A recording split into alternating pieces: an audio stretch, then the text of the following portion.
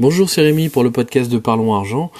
Aujourd'hui, on se retrouve pour continuer un petit peu dans cette idée de construire un portefeuille de rentier.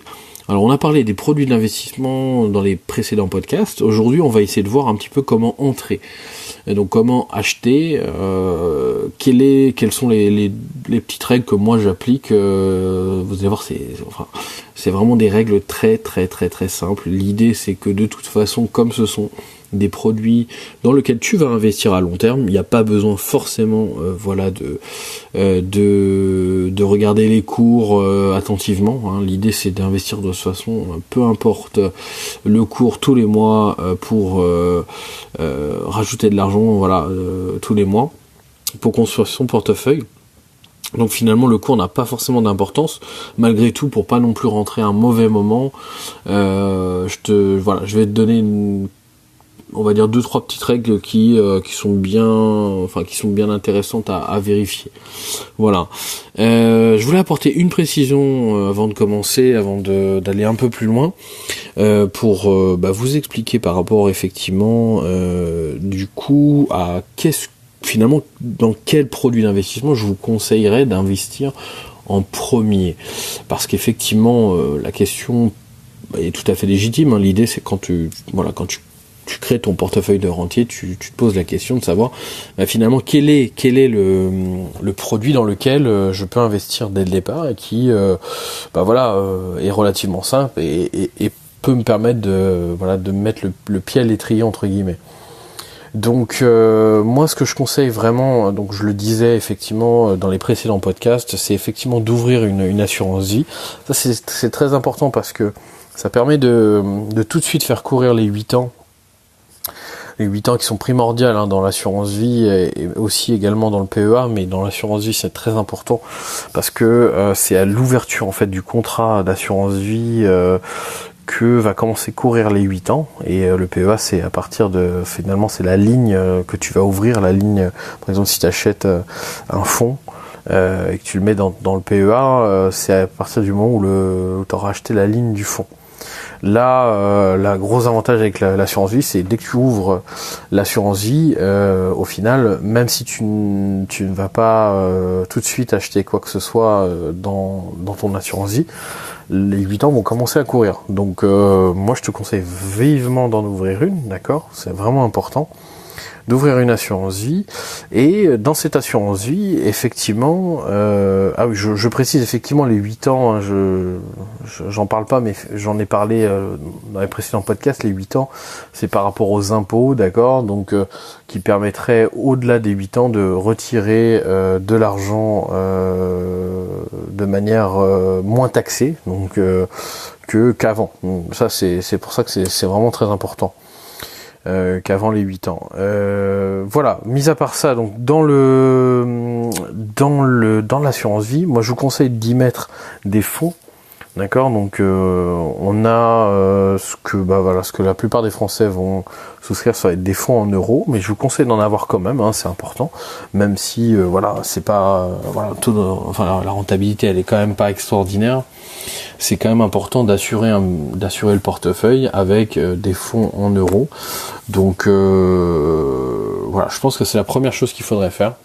Déjà, ça permet effectivement dès le départ, de tout de suite ouvrir l'assurance vie, souscrire à une assurance vie, acheter directement un fonds en euros, et au fur et à mesure, vous allez monter, je pense, en termes d'investissement pour vous familiariser aussi, le familiariser avec tout l'environnement d'investissement. Donc c'est pas non plus si compliqué que ça, mais c'est vrai que ça demande quand même un petit peu de pratique avant de tout maîtriser.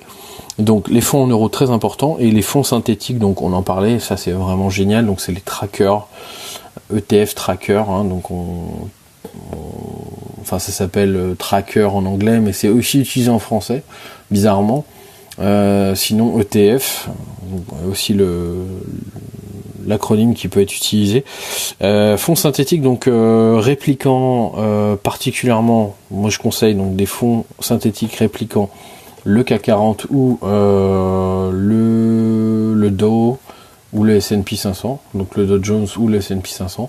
Évidemment, en ce moment, c'est plus intéressant effectivement d'aller sur des fonds synthétiques répliquant le S&P ou le Dow, hein, puisqu'on a quand même des progressions qui sont plus intéressantes sur ces valeurs-là. Après, voilà, le CAC 40, ça reste intéressant, et puis c'est familier, on connaît les entreprises dans lesquelles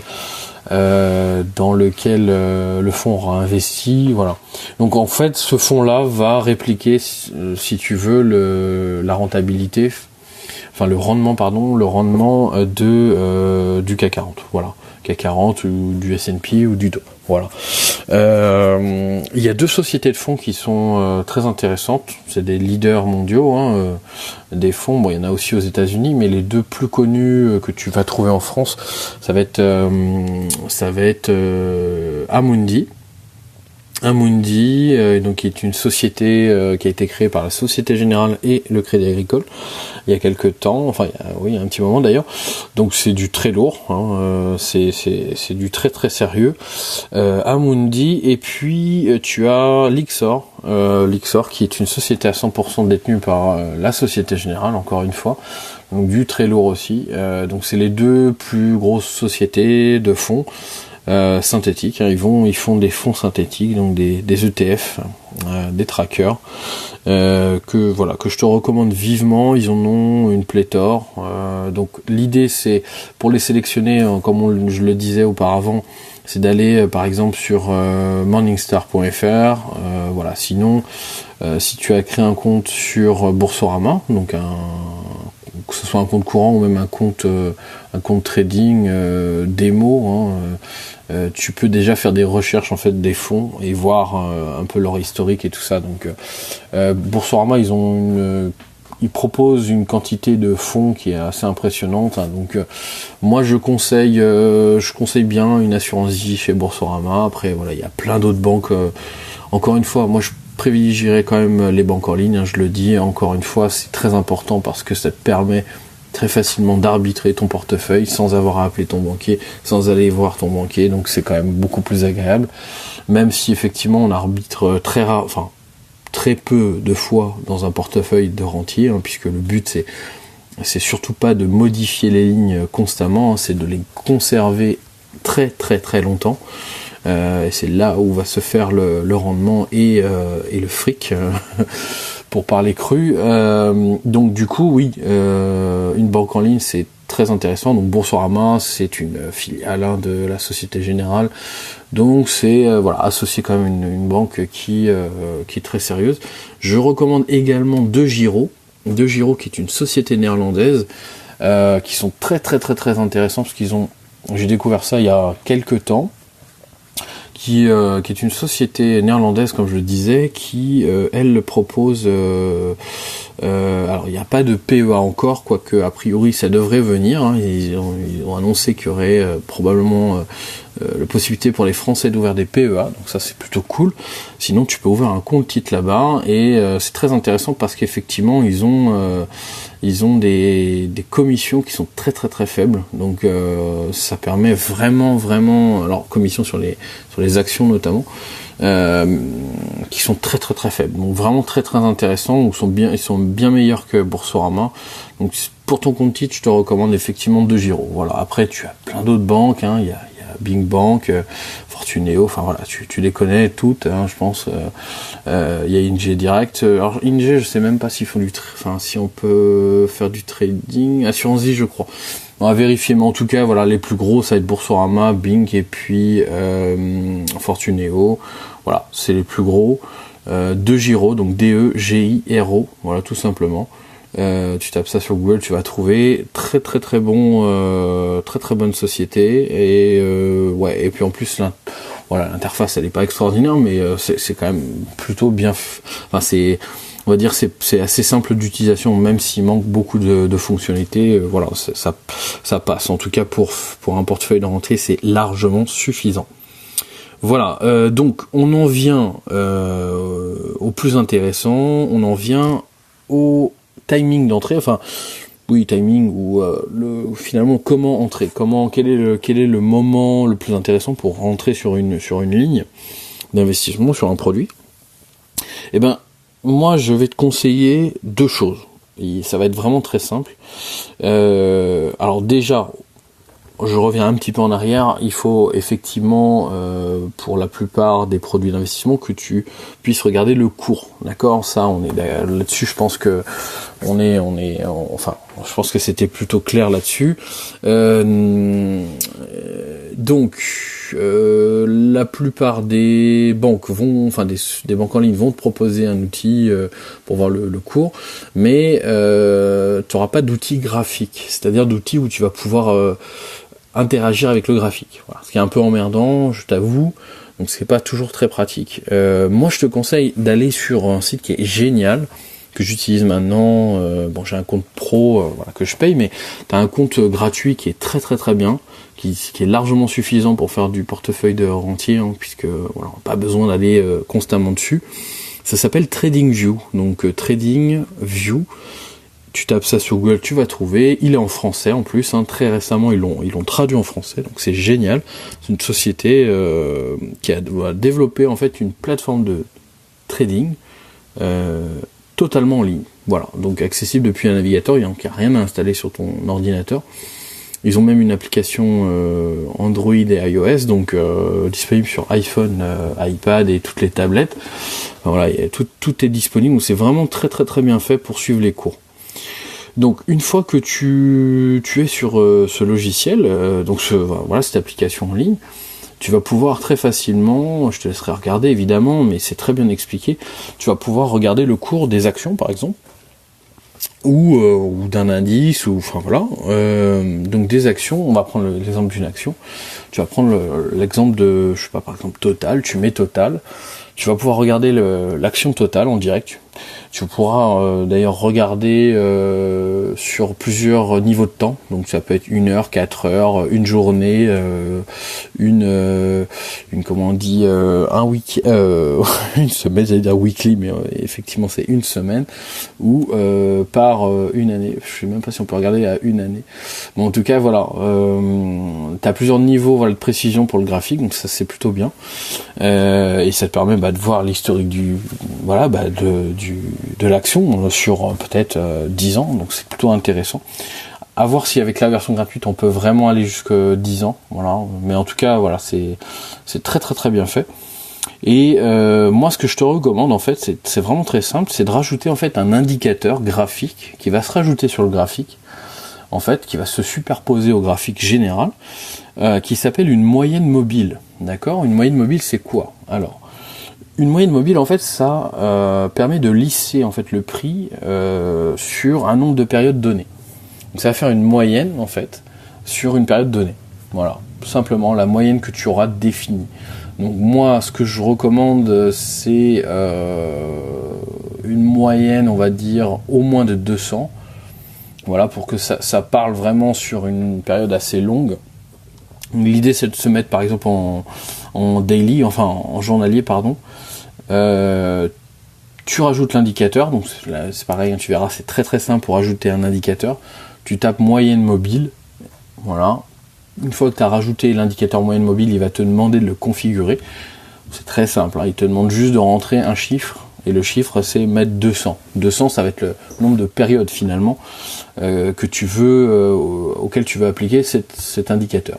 Donc tu mets 200, tu enregistres, et là, il y a une courbe qui va s'afficher en fait, en superposition du graphique général. Et là, en fait, il faudra regarder un truc très simple. C'est regarder en fait si le prix, donc le prix de ton action, est au-dessus de cette moyenne mobile, d'accord, de cette moyenne mobile.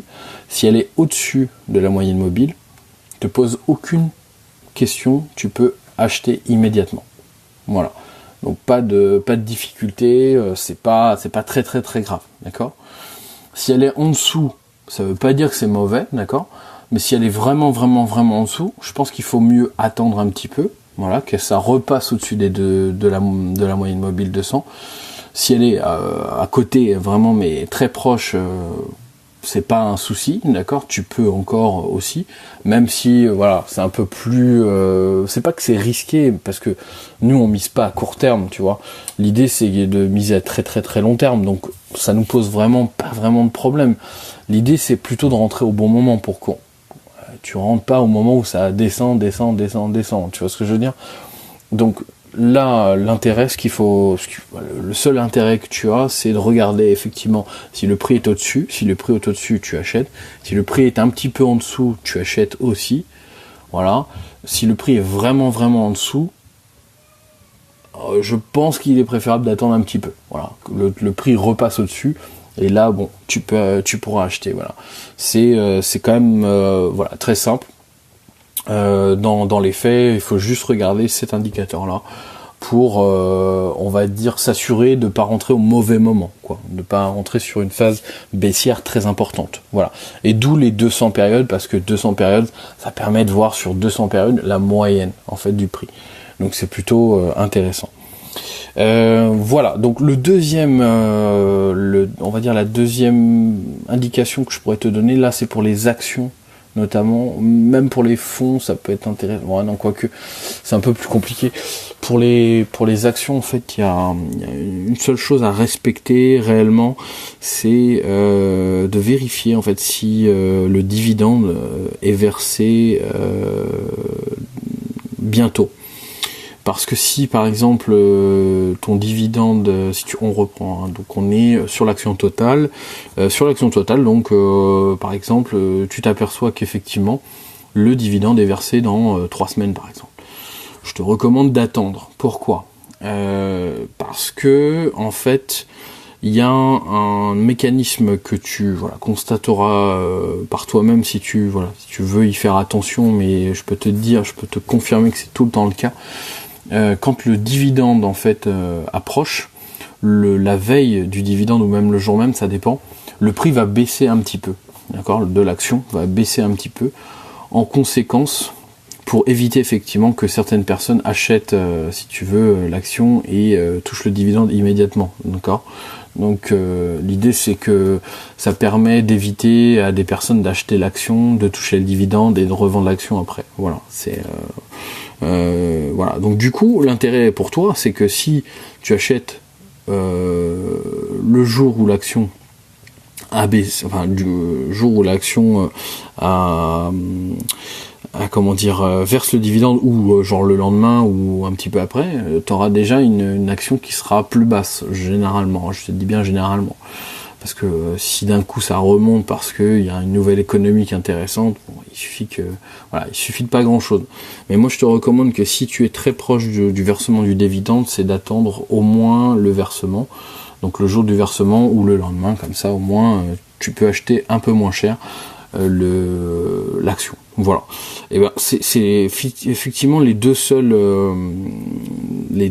techniques ou finalement on peut dire technique d'entrée que j'applique de toute façon. Après c'est très simple, hein, c'est l'histoire de quelques minutes de vérifier avant de prendre une décision. Mais après il faut pas trop se poser de questions puisqu'on est quand même dans un portefeuille à long terme, donc on n'est pas là non plus pour se poser des milliards de questions. La sélection du produit est plus important que effectivement le timing d'entrée, enfin le moment où tu vas rentrer sur le produit. Donc c'était bien de faire un podcast là-dessus pour aussi éclaircir un petit peu le timing d'entrée, le moment d'entrée, parce que c'est quand même assez important. Voilà. J'espère que ce podcast t'aura plu. On va se retrouver demain comme prévu. Si tu as des questions, donc toujours par rapport à ce podcast ou les précédents, n'hésite pas à m'envoyer un petit mail. Hein, donc je répète le mail, donc c'est podcast parlons argent tout attaché, donc parlons argent tout attaché.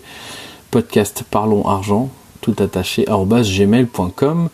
Et puis donc voilà, ça c'est si tu as des questions. Et pour aider le podcast à se faire connaître, Je t'invite aussi donc à laisser un commentaire sur Apple Podcast, donc l'application de podcast d'Apple. Tu peux sur le profil